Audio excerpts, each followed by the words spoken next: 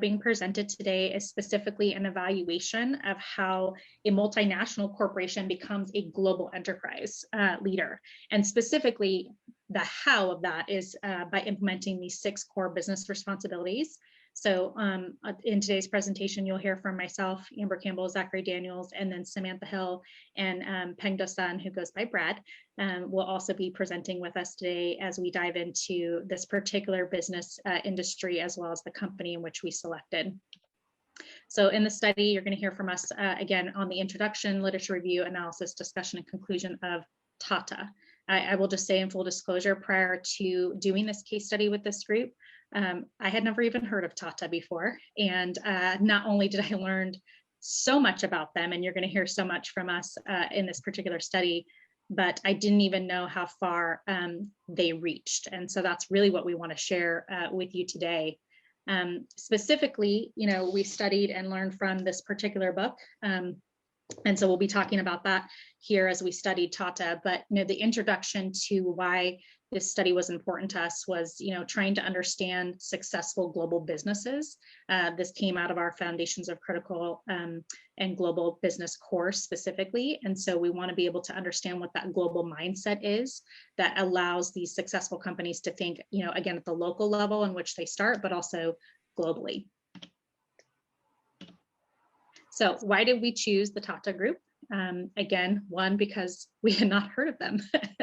And two, it gave us a great research opportunity to go explore. Just a quick little background about Tata for those of you who may not have heard of them like we did. Jamsetty Tata founded the group actually in 1868. They've been around for a really long time.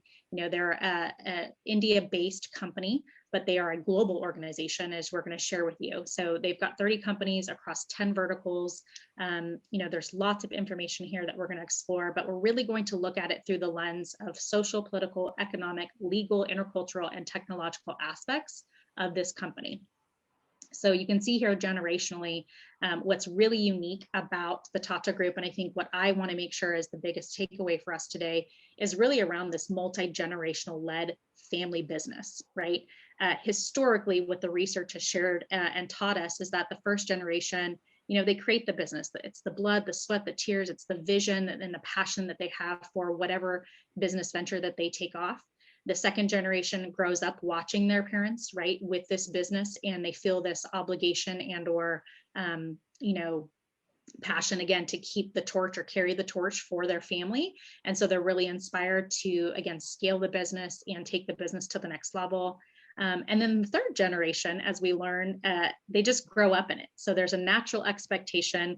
I'll even use the word a little spoiledness, right? Where the money just is existing there, opportunities are just there that they may take for granted. And they get so excited about the power that they're stepping into because they know they're going to potentially take over this business one day, that we generally see the third generation crumble the business. And again, not maybe consciously, but they quote unquote run it into the ground. And so that's what really makes Tata unique. And what we're going to share with you today is how they are the opposite of what we see in other industries and other businesses. They have actually been one of the most successful generationally led companies. And again, lots of really great things to learn about Tata, but that's a really unique thing about why, again, this particular company is what we chose to go study. I think, again, the strength of that ability that they have as a generational company is because they have a very strong mission and vision, and that is at the core of what they do, and they've carried that out from handoff to handoff or generation to generation. So Ratan Tata, who we'll talk about a lot today, he is the great grandson of Jamsetty, and he is really the reason why today they are as successful. He has really brought in the company to the next level.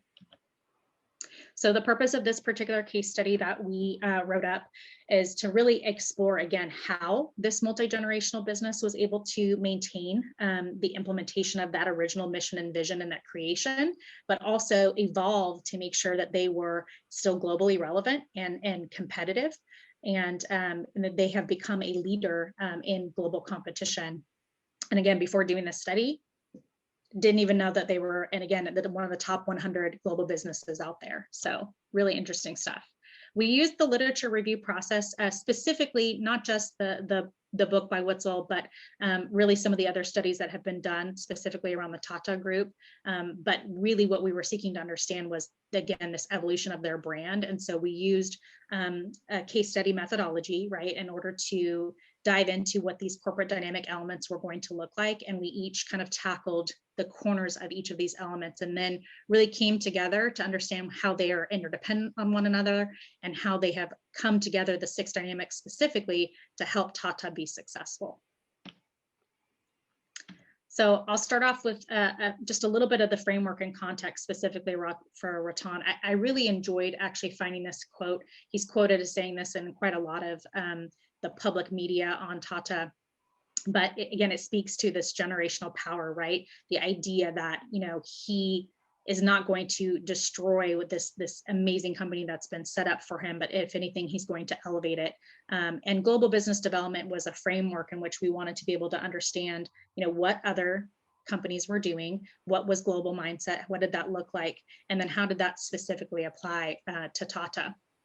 So the ability, I think, as many of us have studied in each of our industries or sectors, to have a global mindset is really what we see make or break, you know, a company, especially with the invent, if you will, of the internet, and, you know, the changes that we've seen and the rapid changes that have happened over the last few years with our ability to connect across the globe.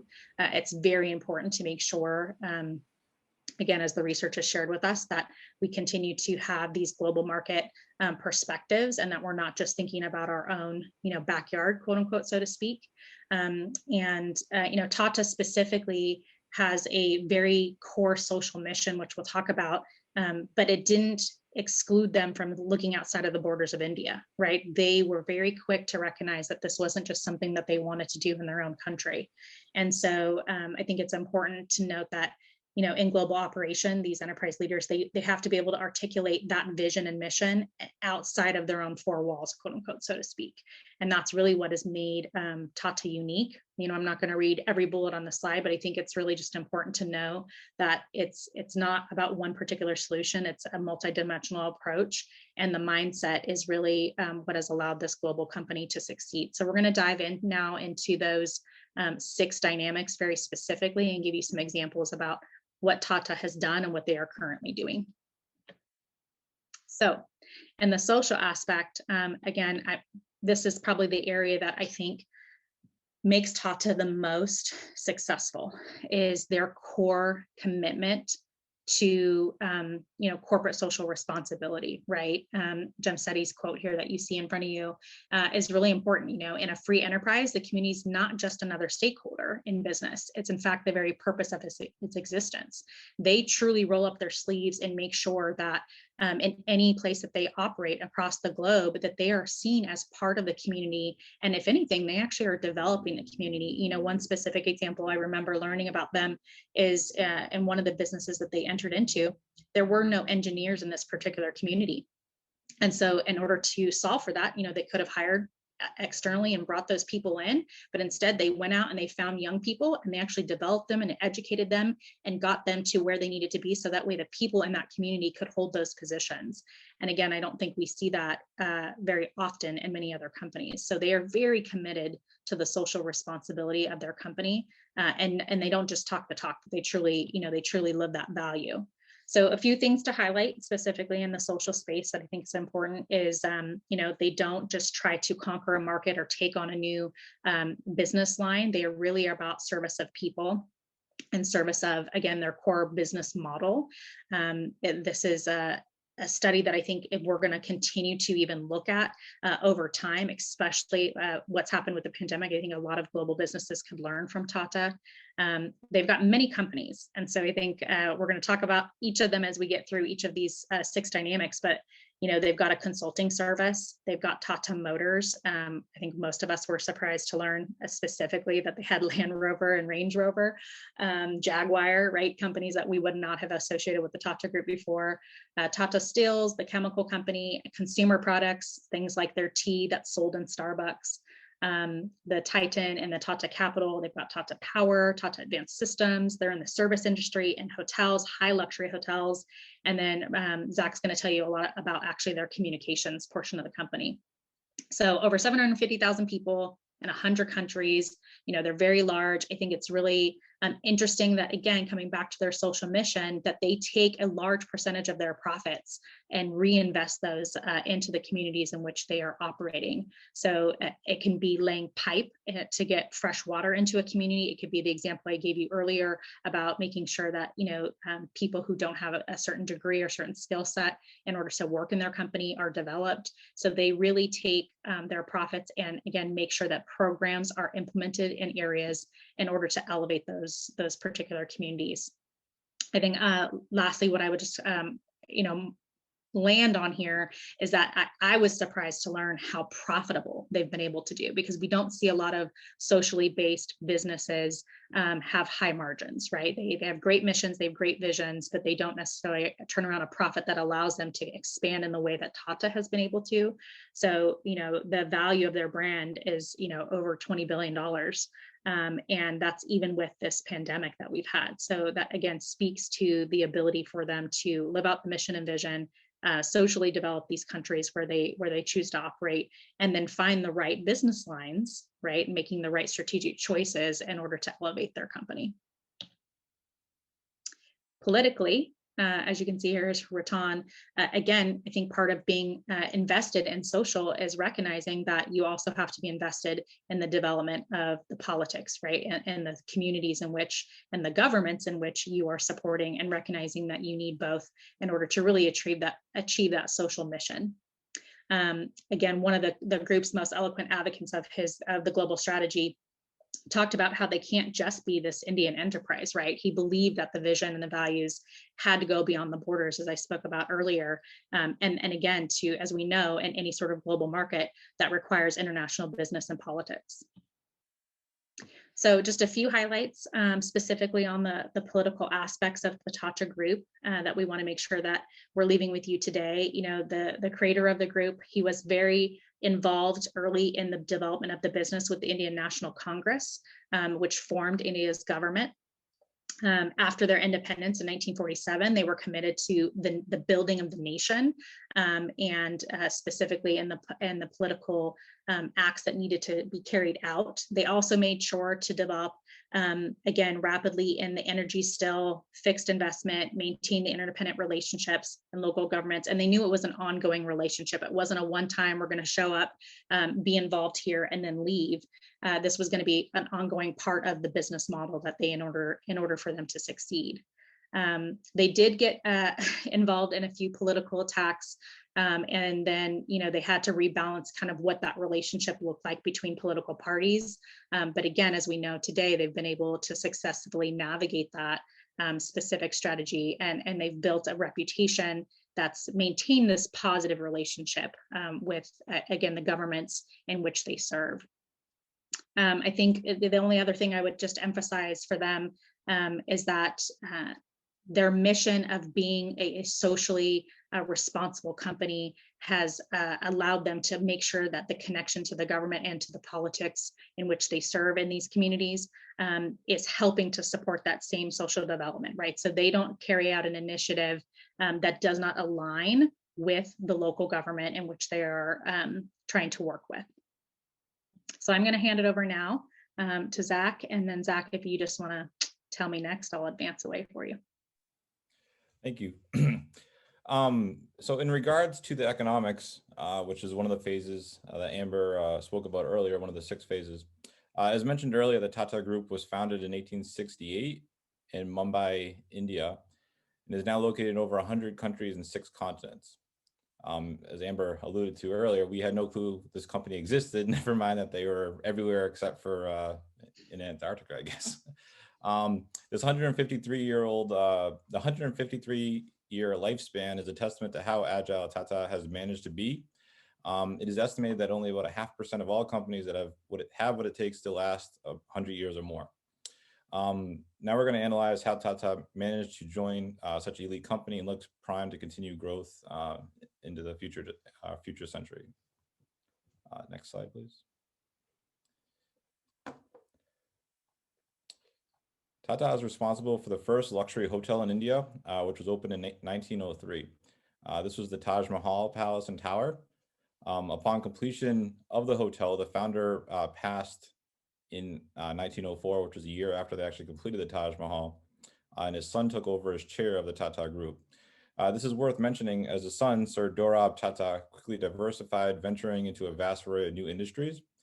The father had dreams of going down this particular path, but the son actually was able to do it quite successfully. They went into the steel industry in 1907, electricity 1910, education 1911, consumer goods 1917, and then finally aviation in 1932.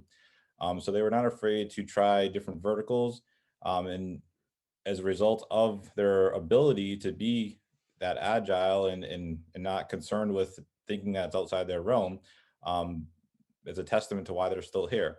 As innovations in technology advanced throughout the century, they expanded into software services in 1968, which earned Tata Group international recognition.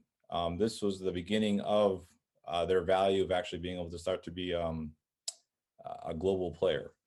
In 2007, Tata Steel completed the biggest corporate takeover by an Indian company when it acquired Chorus Group, which led to the creation of Tata Motors. And the continuation of the original mission of Tata, Tata Motors' goal was to provide a safe, affordable, all-weather form of transport for millions of middle and lower income consumers in India and abroad.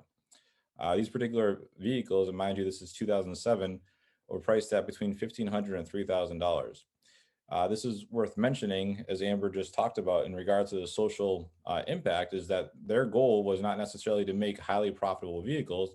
It was to make a vehicle that was going to be for the masses and be a desirable thing that people would be proud to actually drive. They continued going down the diversification path with the automobile venture in 2008 when they actually purchased Jaguar and Land Rover from Ford.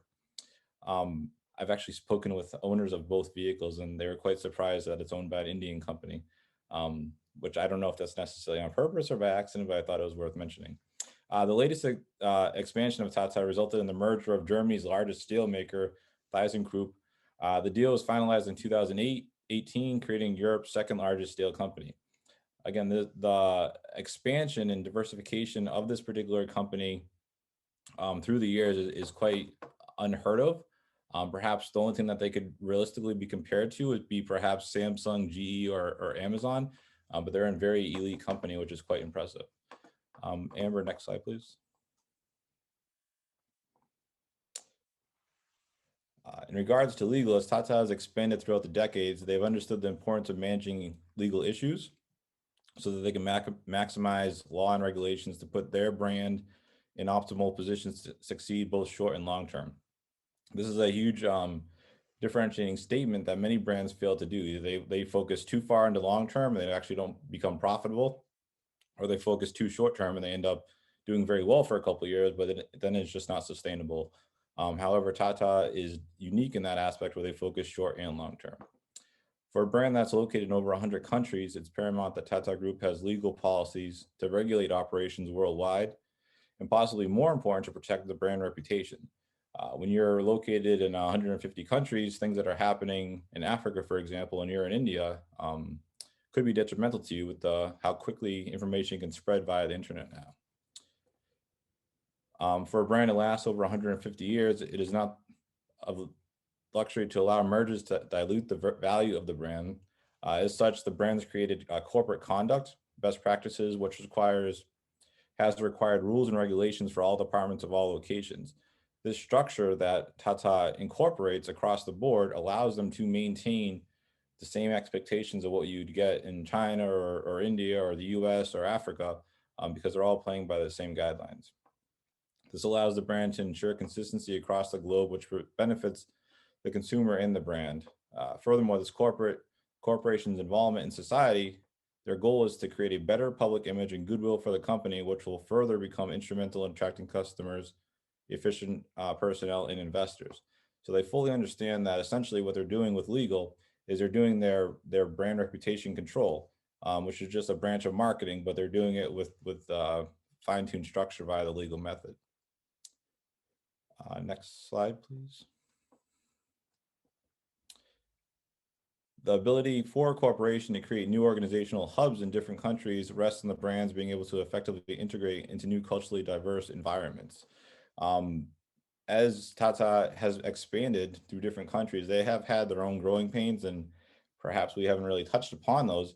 But they had an excellent example where they were trying to expand into a country in Africa, and they couldn't figure out why they weren't being successful. Um, However, after they started to analyze the situation, they found out they weren't successful because they weren't actually getting buy-in from the locals. So once they actually figured out how to actually get local influencers to actually vouch for them, they went from being an outsider to being an insider in a matter of days, and it became much more productive for them. Next slide, please.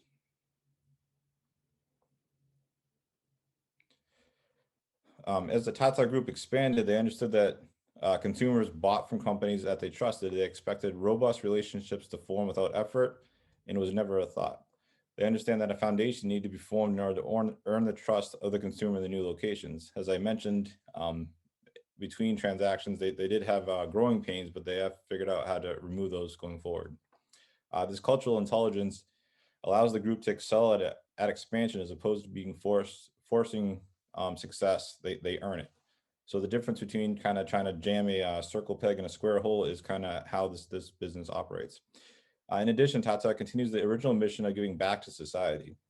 In 2014, they added to their mission, which now includes a commitment to diversity, equity, and inclusion, which in some ways was ahead of the cultural norm that we seem to be seeing pushed around the globe at the current time. An important point of the aforementioned is how the original mission from the first generation was already being implemented socially responsible business models, and the current generation continues that noble pursuit. If anything, they've heightened it, but they have shown that you can balance a social mission with high profits. Next slide, please. Excuse me, it's not COVID. All right, at the most basic definition, Tata Group brought arguably the most important technological advancement to India in the form of bringing the internet to India. Next slide, please. Well, Tata was not the original company to bring internet or fiber optics to India. They did acquire a controlling stake in 2002, which was called Tata Communications after the merger. Aside from the share of importance of being linked to India's infrastructure, which allows the world to utilize India as an outsourcing hub, it allowed Tata to transition from being viewed as a legacy company or your father or grandfather's company, um, and it allowed Tata to actually reframe the Tata brand in India so that the younger generations associated with innovation as opposed to something that their father or grandfather would have partaked in. Next slide, please. Tata Group's success can be linked back to the success of the implementation of the 6 corporate dynamics implemented by the brand. We've spoken about social, political, economic, legal, intercultural, and technological. As the brand continues expansion throughout the decades, the continued reference of each element allowed the brand to maintain the first generation's vision of Tata while adjusting to changes in the world with efficient tactics. From a broad point of view, it appears that Tata is more interested in society as opposed to building the brand. However, the analysis reflects that investing in society where a brand does business is actual catalyst for the brand to excel and result in the 150-year long-term success. Next slide, please. The primary focus of this study was to understand how the development of Tata Group was founded around the interdependence of the implementation of 6 core international elements. The study found that the common theme to success was due to focusing on the social responsibility in regards to their own employees, the communities they worked in, and what can Tata do to help communities where they are doing business. As such, global companies are not limited to a single model or industry, but can implement multiple models to innovate and maximize the global economy. Next slide, please. The Tata Group has maintained the social attributes set forth by the first generation while continuing to expand under the leadership of the third generation of family members managing the brand. The brand highlights that brands can balance profits while improving the world as long as the organization has a clear mission that provides flexibility when diversifying the new countries and verticals. Thank you for your time, and we'll open it up to questions or wait or however it's going.